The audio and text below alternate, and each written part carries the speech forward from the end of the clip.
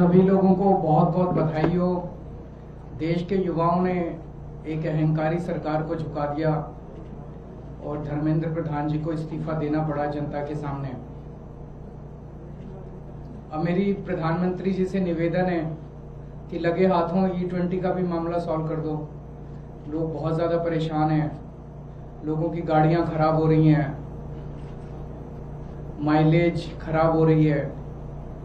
तो इसीलिए प्रधानमंत्री जी से निवेदन है कि इससे पहले कि ये भी मुद्दा बड़ा बने, आप ही आगे बढ़ के इसको सॉल्व कर दो। तो इस दिशा में सभी लोगों को साथ लाने के लिए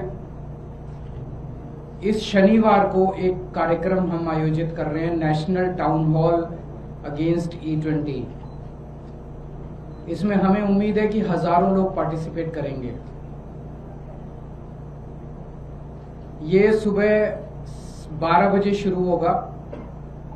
जो लोग दिल्ली और आसपास के शहरों के लोग हैं जो फिजिकली आ सकते हैं, वो कॉन्स्टिट्यूशन क्लब में पहुंचे, 11:30 बजे तक पहुंच जाएं। और जो लोग दिल्ली के बाहर के और फिजिकली नहीं आ सकते, ऐसे हमें उम्मीद है कि हजारों की संख्या में लोग ऑनलाइन जुड़ेंगे। ऑनलाइन जुड़ने के लिए एक फोन नंबर है 8588883212, 8588883212। इस नंबर पे व्हाट्सएप कर दीजिए। हम शुक्रवार को शाम तक आपको एक लिंक भेज देंगे। आप अगले दिन सुबह 11:30 बजे के बाद किसी भी टाइम उस पे लिंक पे क्लिक करेंगे तो आप ऑनलाइन हमारे साथ जुड़ सकते हैं। इस टाउन हॉल में हमारी उम्मीद है कि हम इस इश्यू पे इंटरेस्ट रखने वाले सभी एक्सपर्ट्स को, सभी पीड़ितों को, जो लोग दुखी हैं इस मुद्दे से, जिनकी गाड़ियां खराब हो गई हैं, जो इस मुद्दे में इंटरेस्ट रखते हैं, एक्सपर्ट्स हैं, सब लोगों को एक प्लेटफॉर्म पे लाके सबको बोलने का मौका देंगे। और आगे की रणनीति तय होगी कि इस मुद्दे पे सरकार को कैसे फोर्स किया जाए कि सरकार इस E20 को विड्रॉ करे। तो मेरी लोगों से विनती है कि ज्यादा से ज्यादा संख्या में इसमें पार्टिसिपेट करें। फिजिकली आना चाहें फिजिकली भी कर सकते हैं और वर्चुअली आना चाहें वर्चुअली भी पार्टिसिपेट कर सकते हैं। अगर आपका कोई प्रश्न है तो आप बता सकते हैं। सर, आपने कहा कि इससे पहले कि यह मुद्दा बड़ा बने, सरकार तक की क्या आप लोग नेशन वाइड इसको लेकर प्रोटेस्ट की सब कुछ करेंगे। अभी ये शुरुआत है, बीच में हो गया था। आपको याद होगा मैंने एक ऑनलाइन पिटीशन भी शुरू की थी प्रधानमंत्री के नाम। उसमें 2 लाख से ज्यादा चिट्ठियां आ चुकी हैं, जिसको लेके अगले हफ्ते मैं प्रधानमंत्री के घर भी जाऊंगा, लेकिन वो इसके बाद, शनिवार के बाद।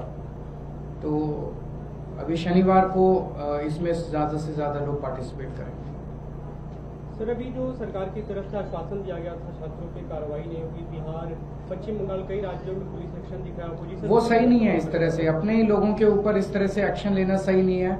खासकर पूरे देश के सामने सरकार ने ये वादा किया कि हम छात्रों पे कोई एक्शन नहीं लेंगे, लेकिन अब छात्रों के ऊपर पुलिस कार्रवाई की जा रही है, मुकदमे किए जा रहे हैं, लाठीचार्ज किया जा रहा है।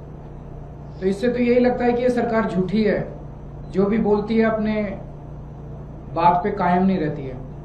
सर, आप संसद में बिल लाया जा रहा है और उसमें कड़े कानून बनने की बात कही जा रही है। 5 साल और 10 करोड़। प्रधानमंत्री के पिछले 4-5 साल के स्टेटमेंट्स उठा के देख लो, सोशल मीडिया पे खूब चल रहे हैं। 2 साल पहले प्रधानमंत्री ने पार्लियामेंट में ही बोला था कि हम ऑलरेडी कड़े कानून बना चुके हैं। फिर जो 2024 का मास्टरमाइंड था, उसको इन्होंने बड़े तामझाम के साथ गिरफ्तार करवाया। गिरफ्तार कराने की 3 महीने में उसको बेल करा दी, और अब पिछले हफ्ते सीबीआई ने उसकी क्लीन चिट देके उसका मुकदमा वापस ले लिया। तो अगर नियत ही नहीं है सरकार की, प्रधानमंत्री जी की नियत ही नहीं है पेपर लीक रोकने की, प्रधानमंत्री जी की नियत ही नहीं है माफिया के खिलाफ एक्शन लेने की, तो जो मर्जी कानून बना लो। कानून बनाने से क्या होता है? और अगर नियत हो तो कानून तो ऑलरेडी बहुत है। अगर आपने उनके खिलाफ एक्शन लेना है तो ऑलरेडी बहुत कानून है जिनके अंदर उनको सजा दिलाई जा सकती है। लेकिन फिर भी कड़े कानून और बनते हैं तो हम उसका स्वागत करते हैं, उसमें कोई दो राय नहीं है। लेकिन पहले नियत होनी चाहिए उनको पकड़ के जेल में डालने की, उनको कड़ी से कड़ी सजा दिलवाने की। Thank you. सर, पंजाब के शिक्षा मंत्री को लेकर सवाल खड़े हो रहे हैं कि पंजाब में पेपर चोरी हुई और उसको हटाया नहीं जा रहा है। ये 10 साल हमारी दिल्ली में सरकार रही, एक भी पेपर लीक नहीं हुआ। 5 साल से हमारी पंजाब में सरकार है, एक भी पेपर लीक नहीं हुआ। ये बात इनको चुभ रही है बहुत बुरी तरह से, और ये देश के सारे देश के सामने है कि भारतीय जनता पार्टी के हर राज्य के अंदर पेपर लीक हो रहे हैं, और आम आदमी पार्टी की 2 राज्यों में सरकार बनी, एक भी पेपर लीक नहीं हुआ।